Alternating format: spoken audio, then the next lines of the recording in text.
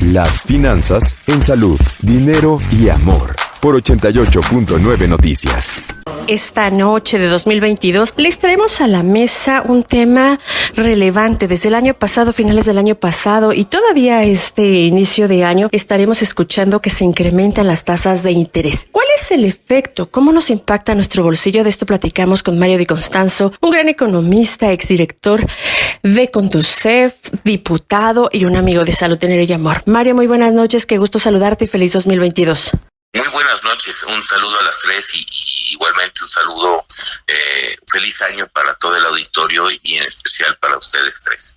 Mira, yo te diría dos cosas. Primero, la tasa de interés está subiendo desde el año pasado, como tú acertadamente lo señalas, por el incremento de las presiones inflacionarias.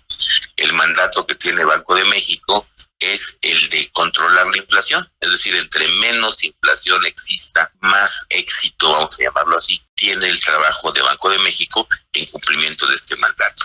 Ahora, ¿cómo afecta a las personas normalmente, no? A las personas que no somos empresarias, al ama de casa, al ciudadano común y corriente.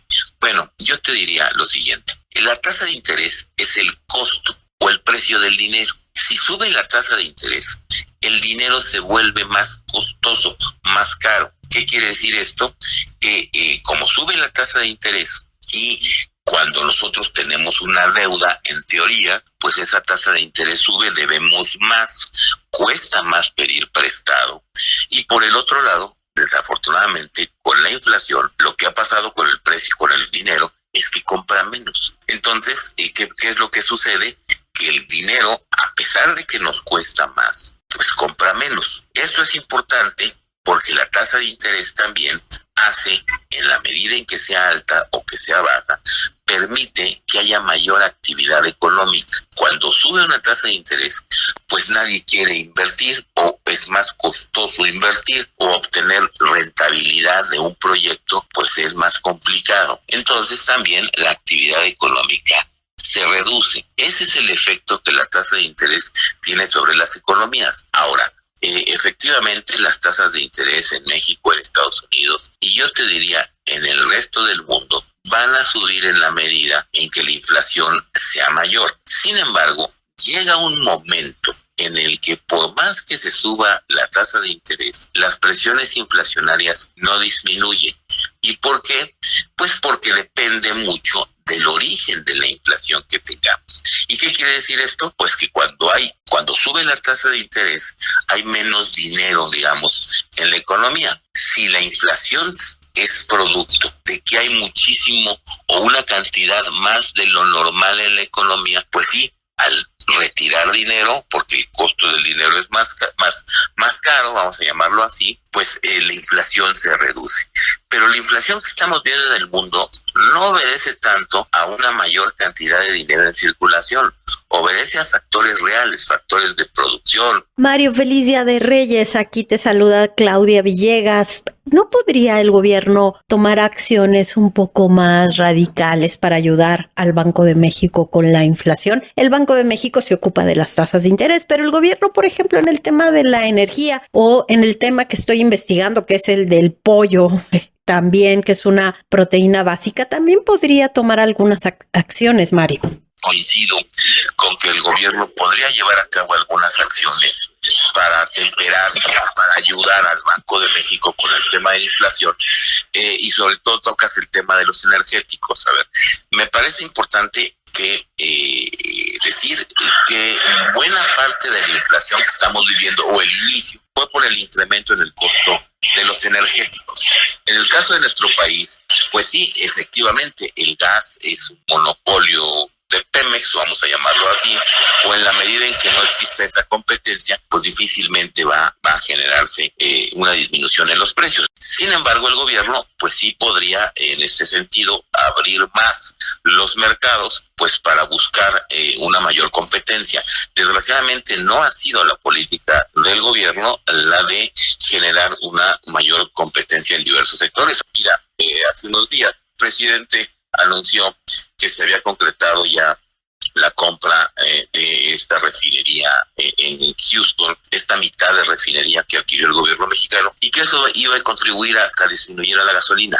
Desafortunadamente yo no veo cómo va a contribuir a que disminuya el precio de la gasolina si esto no se genera a raíz de pues una disminución general e internacional, vamos a llamarlo así, en el costo de los energéticos. Mario, buenas noches. Te saluda Romina Román y a partir de en 2 semanas hay un cambio en el mando del Banco de México. ¿No estimarías tú alguna modificación en la estrategia, pues a sugerencia del presidente López Obrador, y que las decisiones se muevan en función de las recomendaciones de él? O sea, ¿estaríamos viendo algún cambio importante en toda la estrategia que se ha venido viendo dentro del Banco de México para controlar la inflación? Mira, yo creo que lo que tú tocas es muy importante y es la gran incógnita e incertidumbre que hay en el mercado. Me parece que Banco de México va a tener que ser muy cuidadoso de no mandar esta señal que mencionas, que además pues muchos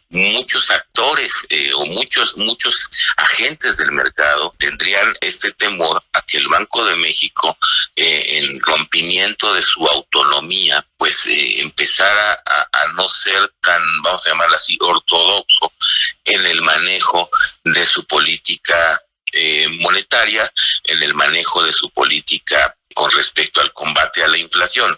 Y esto es lo que está esperando el mercado. Sería una muy mala señal que Banco de México rompiera, vamos a llamarle así, su independencia o su ortodoxia para tocar y para combatir este fenómeno. Y creo yo que sería pues una puntilla para la inflación y para México que el Banco de México mostrara sesgos en su autonomía y en su independencia. Mario, ¿cómo viste la decisión de 50 puntos base de incremento en las tasas de interés y después que un integrante de la Junta de Gobierno dijo que era necesario asumir un enfoque de política monetaria más robusto para que esta inflación, esta tendencia no se convierta en una inercia, Mario? Mira, este incremento yo lo veo como un mensaje precisamente para atenuar las presiones inflacionarias que además aumentaron, yo te diría, en los meses de noviembre y diciembre del año pasado, en donde sí vimos que la inflación pues rebasó los 7 puntos anualizada y que además pues sí afectó el poder adquisitivo de las personas. Este aumento pues es un mensaje para decir sí vamos a actuar conforme lo marca la ortodoxia y conforme lo marca el mandato, y por eso el mercado, creo que esto lo ha calmado un poco el mercado. Veamos a ver qué viene, y sobre todo en este 2022, en donde la inflación, por lo menos durante el primer semestre del año, va a ser un tema a cuidar. Pues muchísimas gracias a Mario Di Costanzo. Él fue presidente de la Conducef, él fue diputado federal, ahora es consultor, analista y de verdad una de las personas que más saben de finanzas públicas. Gracias, Mario, gracias por tu apoyo para Salud, Dinero y Amor, por tu amistad de muchos años. Que tengas un excelente 2022. Igualmente a las tres, un muy buen año a todo su auditorio y muchas felicidades por su programa. Gracias, Mario. Quédese con nosotros aquí en Salud, Dinero y Amor. Vamos con más información. Seguimos en Salud, Dinero y Amor y ya está con nosotros en la línea César Tello. Él es analista, consultor, un especialista en temas de mercados financieros, sobre todo mercados cambiarios. Fue presidente de la Asociación Mexicana de Casas de Cambio y obviamente director de la Casa de Cambio Tíber. Gracias, César. Buenas noches. Qué gusto saludarte. Igualmente, muy buenas noches. Gracias por la invitación y gracias por la presentación y bueno, saludos a todos los radioescuchas. Muy feliz. Muchas gracias. Muy feliz año, querido amigo, y platícanos cómo estás previendo el tipo de cambio para el 2022, los mercados financieros, qué es lo que estás observando que el resto de nosotros no estamos viendo. ¿Cómo ves, César? Yo creo que el tipo de cambio ha estado estable durante prácticamente todo el año. Ha estado el tipo de cambio más o menos fluctuando entre 20, 21.50. Yo creo que se va a seguir manteniendo. No veo que se vaya a mover de alguna manera. Ya tuvimos un movimiento abrupto que fue el año pasado, ahí sí tuvimos unos movimientos bastante abruptos durante el mes de marzo, abril, y ya más o menos por mayo se empezó a estabilizar y prácticamente durante este año creo yo que ha estado bastante estable. Jorge, muy buenas noches, qué gusto saludarte, Marielena Vega. Oye, este 2022 estaremos viendo de todas formas un tipo de cambio que va a presionar los insumos, los commodities, todo esto para el sector empresarial y por supuesto para los ciudadanos. ¿Vamos a seguir viendo una inflación alta? Mira, yo creo que sí ya vimos que la inflación para este año, la que estaba prevista, pues bueno, realmente no resultó ser. Y bueno, consecuencia, yo creo que una parte por todo este tema de la pandemia, por la economía que se reprimió durante todo el año a todos los niveles, porque pues obviamente la economía es un ciclo de producción, consumo, etcétera. Entonces se contrajo muchísimo durante todo el año y esto mismo también provocó pues escasez de liquidez, mismo que pues también ahorita a la hora de que se está reactivando en el segundo semestre de este año se ha estado reactivando la economía, bueno, pues la inflación nos ha afectado. El otro tema importante pues ha sido la infraestructura por parte del gobierno, pero fuera de ahí no han fortalecido la infraestructura a nivel de gobierno y eso pues también impacta, ¿no? En todos los sentidos y creo yo vamos a ver mucho más estabilidad y bueno, también esperemos que el gobierno invierta más en la infraestructura y el control de precios, ¿no? Porque eso de la inflación al final le pega a todos los bolsillos de todos los mexicanos, ¿no? César Tello, muy buenas noches. Acá Claudia Villegas, ¿cómo pasaste este Día de Reyes, querido César? ¿Qué podemos decir de finanzas personales respecto al tipo de cambio? ¿Y cuál podría ser una buena inversión vinculada también con los movimientos del peso frente al dólar? Gracias, César. Sí, bueno, a tus dos preguntas. Uno, ¿qué pasa con la economía personal? Pues yo creo que a todo el mundo le afectó. Todos los niveles pues se hicieron usos de su patrimonio, porque pues con el tamaño de desempleo que hubo, con la baja de empleo, con todos encerrados en sus casas, muchos hicieron usos de sus patrimonios. Por otro lado, yo creo que sí sigue siendo una buena inversión el dólar. Creo yo que es una moneda estable que pues igual se puede jugar con ella especulando en el sentido de que si la compras ahorita a 21 pesos y si sube a 22, pues depende de lo que inviertas, pues le vas a ganar, ¿no? Y que estés entrando y saliendo. Pero eso ya es más de un trader, ¿no? Vamos a decir, no tanto tú como inversionista. Creo yo, dependiendo del inversionista, de la agresividad que quiere, pero creo que sí sigue siendo, en resumen, puede formar parte de tu portafolio de inversiones las divisas. Gracias, César. Nuevamente te saluda Romina Román y bueno, hola, pues Romina, buenas noches. Otra vez buenas noches, César. Tú dices, y es bien dicho, lo que se menciona siempre de que no hay que poner todos los huevos en la misma canasta, pero ¿cuál es la inversión más segura en este momento? Estamos viendo, retomando un poco lo que dice Claudia, la pandemia no se termina, hay algunos temas energéticos a nivel mundial, aumento en el precio de los commodities, aumento en la inflación a nivel global también. ¿Cuál sería la inversión en este momento más segura? Porque mencionas Bitcoin, pero no es una moneda autorizada, ya lo dijo el Banco de México, bajo ninguna circunstancia, pero algo seguro, que sea seguro, una inversión que no ponga en riesgo el dinero de las personas que nos están escuchando, César. Va a depender del plazo, Romina. Mira, los bienes y raíces siempre han sido una buena inversión a muy largo plazo.